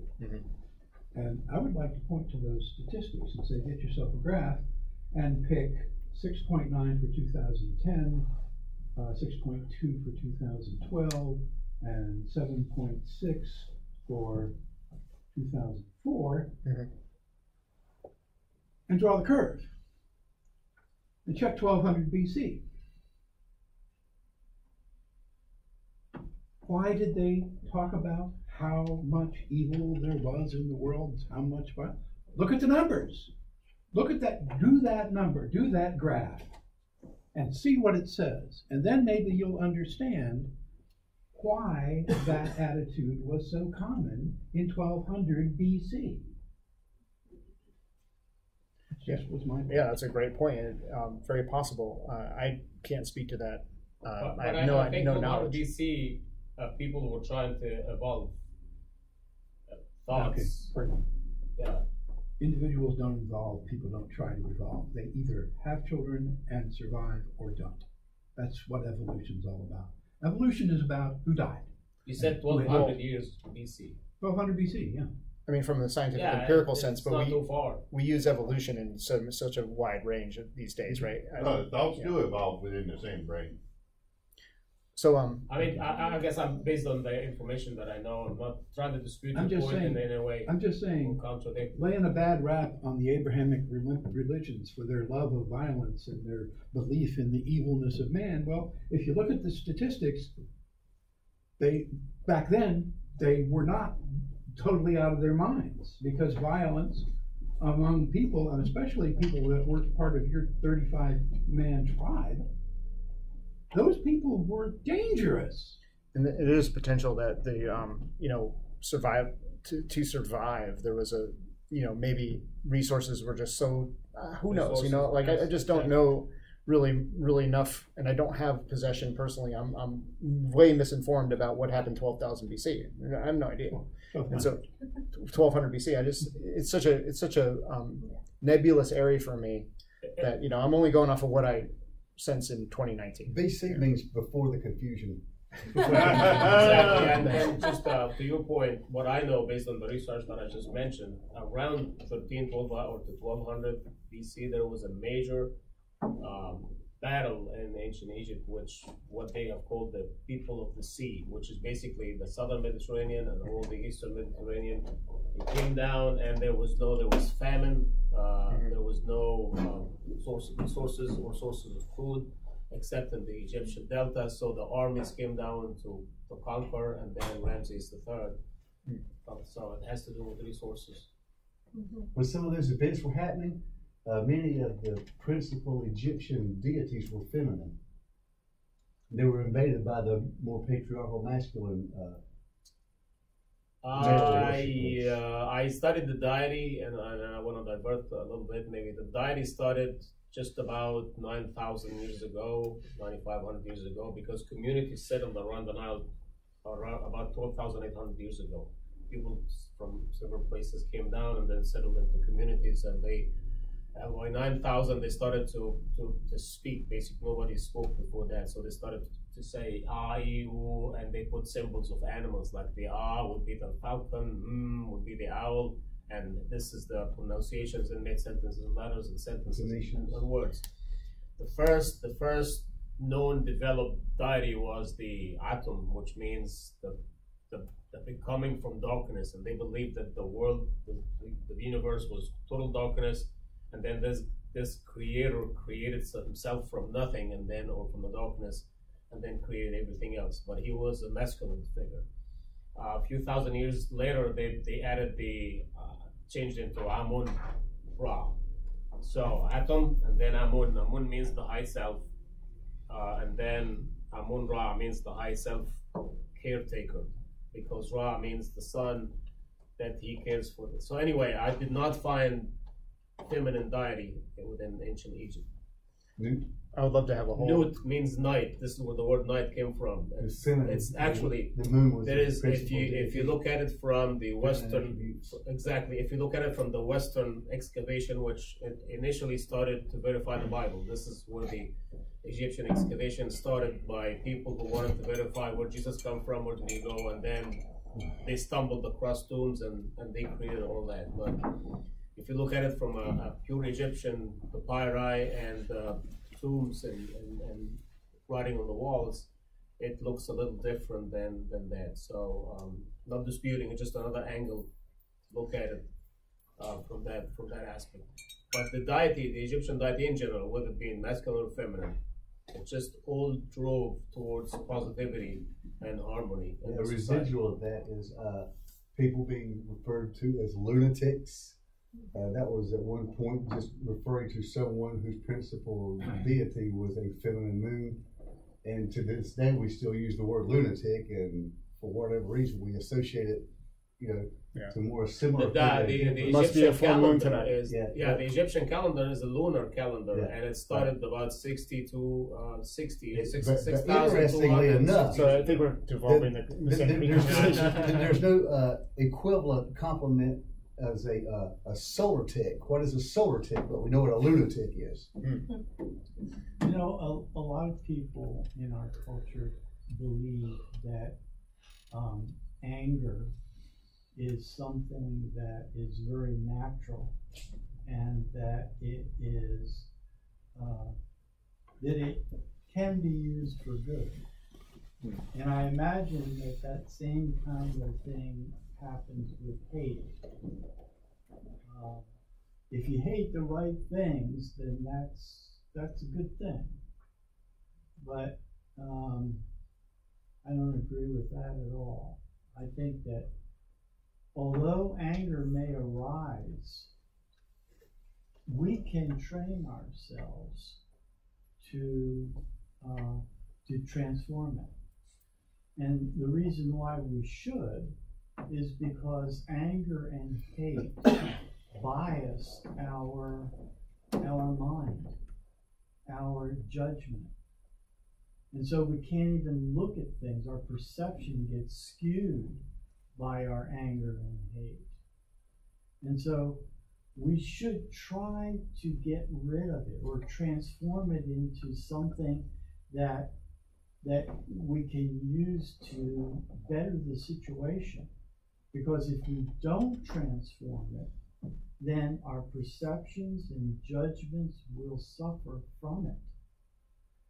So anytime I hear an acceptance of anger and hate, I hear there's an acceptance of the bias of perception and judgment. So we should avoid it.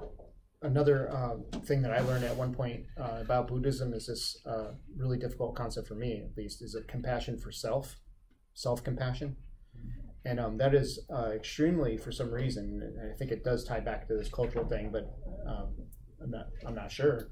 But my thing about this compassion for self is that if we can do that, to Michael's comment about kind of origination from within type thing, if we can actually learn some self-compassion, okay, we can then personally unwind a lot of the hate, or not hate, but like disdain that we have for ourselves, even this self-deprecating kind of ideas. And we can start to mend those and repair that, and then that will become like outward focused. That'll then radiate kind of outward. And so I think self-compassion and being able to achieve that is actually a big mental milestone for a lot of people in their intellectual and personal development. Did I paraphrase that right, Cosmo? Am I way off on my understanding of self-compassion? I just wanted to put that out in this conversation. In a way, it's right if you believed in a kind of like a porous, a self that was more like a we I than an I self. Gotcha. Right? With this we I self in compassion, well, yeah, I can go with that. But with this kind of compassion, this kind of self, no way. We've got enough of that. I see what you're saying. See, I like quite a bit of enlightenment. Cherish others. Yeah, but I think true compassion or true love, it has to start within the individual, and then proceeds. There is no individual. Okay. See, like I said, I'm definitely not very enlightened. I wish I was more. Yeah, but in our experience, we feel that we're individuals. I agree with you that we are all one. I absolutely. Right. Exactly. There is no I in human. There is no individual. Let's hear from Bill, and then Tim, and then Carla, and then I'm gonna do the thing where I call on people that haven't spoke tonight, and then I'll close. Right. So go ahead, Bill. I'm in agreement to a great extent with Cosmo about anger, and that anger essentially is motivation to cause pain, suffering, disability, and/or early death to whatever the anger is directed at.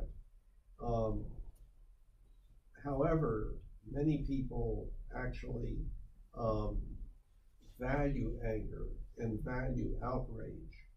Oh yes, you need to stand up and fight back, and you know, don't be a pussy, and so forth. I think that what's important is for us to recognize that when anger appears, and the capacity for anger is built into our basic animal nature. Lots of animals manifest anger and aggressive, hostile behavior and so forth. When we observe it arising in ourselves or in the other person, that we have ethical principles that guide us to do something different than what the anger would guide us to do. Well, I think that's the idea. Great. Tim, and then Carl? Yeah, that's why I do not set expectations for anyone but myself. And I learned that early on, that I acted as if I was trying to deceive myself, but at a point, that's the ultimate reality. And it's disgusting, it's hateable. There's incredible amounts of anger involved. Again, I got no expectations of anybody else. I don't expect that anyone else is angry or happy or whatever. But I do have the expectations of myself. And anger can be a motivational state to where if I, instead of being outraged about expectations of others not being met, enraged about me not meeting my own expectations, that right there gives me a goal, a purpose. When there's nothing else, I've been there. I often wonder if it was not for my anger and how I was able to metabolize and manifest it in a hopefully more productive manner than I have, I would have been not only a pussy from the start, but probably dead a long time ago. But that's just, I might be totally wrong, I may be totally backwards, but I think my anger, or the way I've metabolized it, or the way I've used it to motivate myself, the anger at myself has given me a purpose to improve myself in the absence of any other purpose, or certainly hope, or anything like that. And one thing I've done is micro goals, use micro goals so that you can reasonably do and see real accomplishments, beginning early on, and then you gradually appreciate those accomplishments. And again, this is not based on anyone else's expectations of me. It's based on my expectations of me. And I can heap plenty upon myself, because like I said, I do not have any for anyone else. I think everyone can identify with a lot of what you just said. We should probably do Nova.Social at some point on the legitimate, recognized religion of the Jedi Knight, and actually talk about the dark side of the Force, and talk about these. It's actually quite fascinating, and it's a legitimate government recognized religion in 2019. Yeah, Jedi Knight. You can be Jedi Knight. Yeah. So Carla. I challenge anyone to not to be angry when they're Jewish and their child is being ripped out of their arms and thrown into the air, the old 2-month-old child, here we go with children again, thrown into the air for target practice by the SS officers as the couple or the woman or the man is being led to their own deaths. They're going to die with anger and hate in them. If I walk in and my 14-year-old granddaughter is being raped by 17 men, I'm going to feel anger and hate, and if I have a moment to retaliate, then and there, I'm going to fight for her, I'm going to fight for me, and I'm going to fight against them. Mm-hmm. That said, how I deal with it is where I can come to grips with later on Buddhism. After that's passed, but the anger is righteous. The hate is righteous. Nobody can tell me a 2-year-old baby should be there. But dealing with the anger later on, because it's only going to fester in me and kill me, a slow death killing me, if I can't come to grips with it. So I think anger can be justified. I think you need to come to grips with it at some point, though. So there was a Bill's group, the Charlotte Philosophy Discussion Group. One time we'd actually discussed, the topic was forgiveness. And I learned a lot about that, very much to what you're saying. Right. Like that, carrying that forward yourself is can be very destructive. Because you need the forgiveness for yourself. Yeah, it was really really enlightening conversation. Do you think that if somehow you could keep if you didn't have the anger and you were to defend your daughter without anger, that you would be more effective in defending your daughter without it? I agree. If that was possible for me, I don't think it is possible for me. Could you walk in and not explode with men all over your daughter? I think you need the adrenaline. I think that's a physical thing. Yeah. That will drive you. Yeah, I think the adrenaline isn't hate. It isn't anger. Well, you can use that adrenaline. It's inherent, I think. I'm hating what they're doing. I'm hating the people because they're horrible people. Maybe not across the board, but I'm hating them. There's no way around this. I'm hating them, and I want to do them harm to make them quit. That's my thesis is that when you hate, then your focus, your reason, and your judgment get severely screwed up. Granted. If you were not to get hate, fall into that hate, but get the adrenaline and have the clarity of mind to best how to defend your daughter, how to push these people away and strike them even. Granted. You would be better at it. I don't think I'm ever capable of that. You are capable of it. Everybody not is. At that moment. By mind training, you can become capable of it. Take the one I said before that, the baby being thrown into the air and being shot. You wouldn't have hate for that person? You wouldn't have anger for that person right then and there? Come on. Well, so I don't think See, anybody if can you, get if you past that. answer negatively, what kind of a person are you that you wouldn't be, get criticized for not having outrage? I'm asking him, I and would- he hasn't answered it. I would hope that I would be able to control it. Okay. I hope And I would said be- maybe you could. I already did I say don't that. know if I could or not. Okay. But I would hope that I could. Right. So for the sake of our timeline, I need to close off, and but I would like to hear from people that haven't spoken, like Ben. You didn't speak tonight. Would you anything to that came to mind tonight that you'd like to share? I'm still fair enough. learning.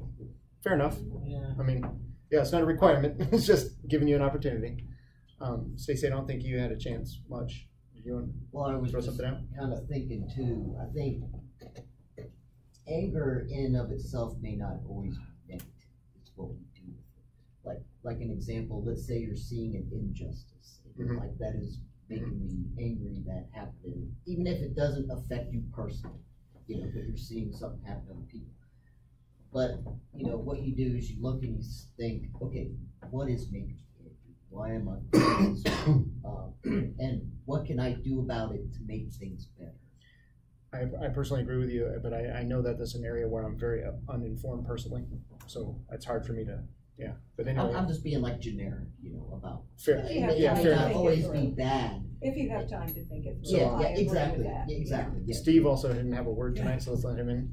There was a conversation earlier about people killing animals, or inability to do so.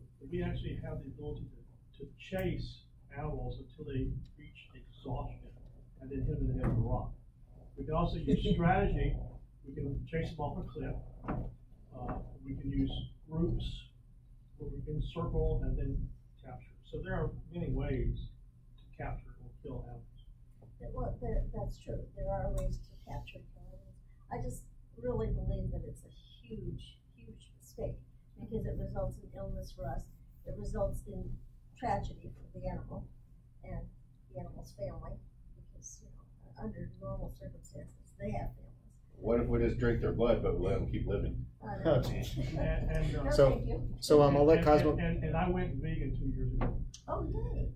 So I'll let Cosmo have the final word, and then I'll close off. Steve put up a link on the website that addresses the question of righteous hate, and nearly all of it is righteous. Good point. Everybody, nobody, even Hitler, didn't think he was an evil person. Everyone thinks.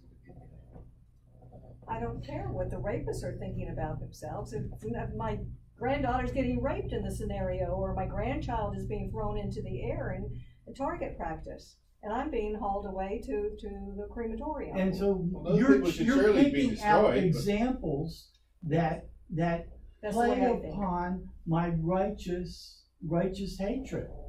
And what Steve has pointed out with his link is that it's nearly all righteous. All hatred is righteous, which makes you kind of wonder: is this some kind of a trap? That's a great point. So yeah, I'll just summarize, and then by all means, what we do, Susan, you've never been here before, so there's an after discussion. We can stay, and so like if there's like things that you wanted to really discuss with people, by all means, you can stay. But I try to close on time officially, right?